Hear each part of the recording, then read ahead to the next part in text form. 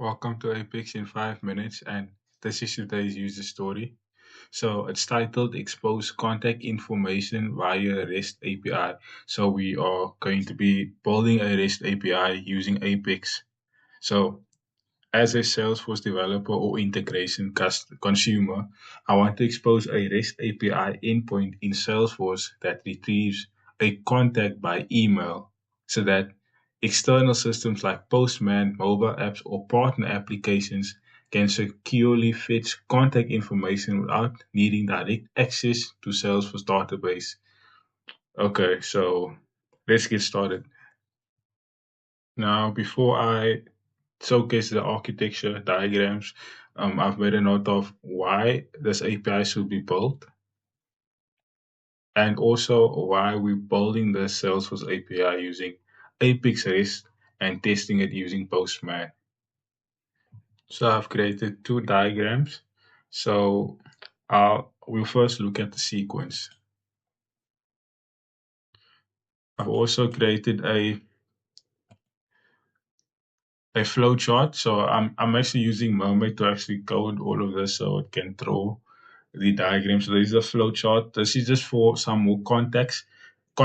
So just note on the left, it doesn't have to be Postman. Postman is just standing in for the API client. So it could be a mobile app, a web app, MuleSoft, or anything that's standing on the left. And this is just basically giving an overview of how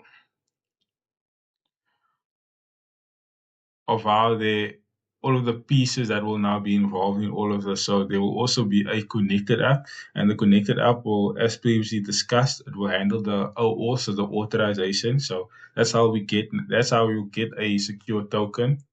And as we discussed, the Salesforce REST gateway. So it's basically the front door, and it checks that your token that you authorize based on your token, and it also routes you to the correct call, and the call will obviously be within that REST resource Apex class.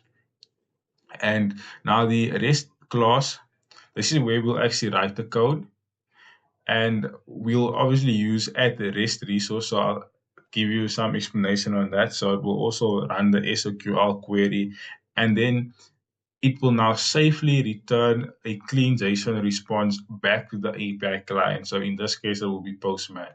So let's start looking at some of the code quickly. So, so now this is the two classes that I've created. After showcasing a demo of this, I'll go more in depth I'll explain the code in further. Okay, so now we're in Postman. Please note I've already connected everything. So I've created the connected app already, and I've already placed or typed in the URL, and we're obviously using a get. So please note, as you can see, I'm using the endpoint contact info. So contact info is literally the name or the URL mapping we've placed here. So this name is quite important. So if we change the name of this endpoint, we also have to now adjust it here. So this is basically think of it as a folder name. So endpoint is more or less a folder name. So if you'd like to use this folder or you'd like to use this class, you'd have to now call the contact info, and then you'll be able to have access to this class and the methods of the class.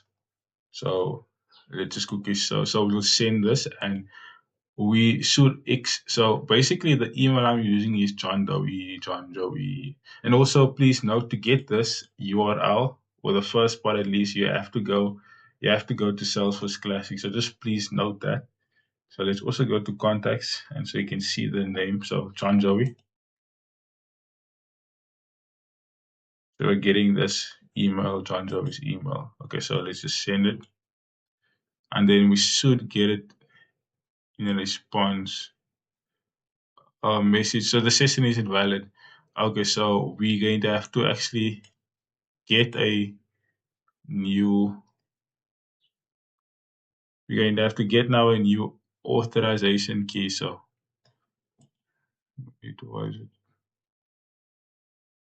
okay. Let's get a new authorization key. Let's go quickly to collections at auth. Now get new access token. New access token. Okay, just give me a second. It should work now. Let's see. Okay, perfect. So let's proceed. Say use token. Now the token has been used, and now it should work. So let's send. Okay, 200. Okay, as note that 200. Okay, so as we've placed here at the API, when the status code or the 200 status code gets sent, it means that the transaction has been successful. So that's exactly what happened now. So let's just view the results. This class exposes a REST endpoint in Salesforce. This at the REST resource registers the URL, and with sharing enforces the org's sharing rules. So the caller can only see contacts that they are allowed to see. So we are keeping this class small on purpose. Now, next, this this inner class is our DTO, so data transfer object. So instead of returning the entire contact record, we whitelist four fields: ID, first name, last name, and email. So this protects privacy and keeps the API contact stable.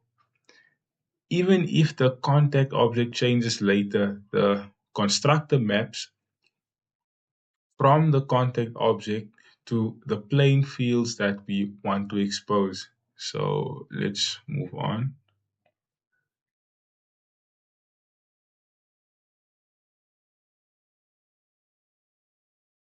Page.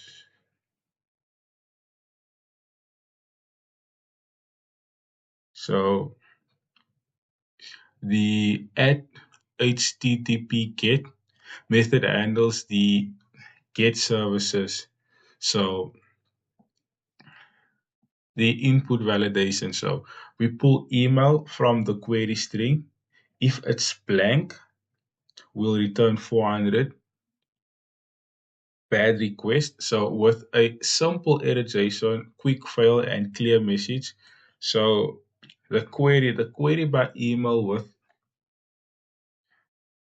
select limit one. So this is limiting the rows and selecting only the needed fields. So this keeps us safe under the Salesforce limits.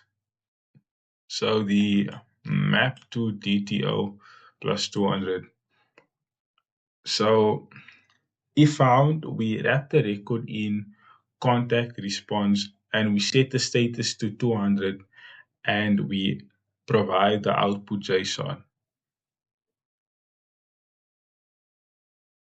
So if it's not found, so if the SOQL throws because nothing matched, we return 404, not found. And if it's a general catch, 500 gets returned. So without leaking any stack traces. So this is, I believe, a good security practice. And that is all. Thank you for watching.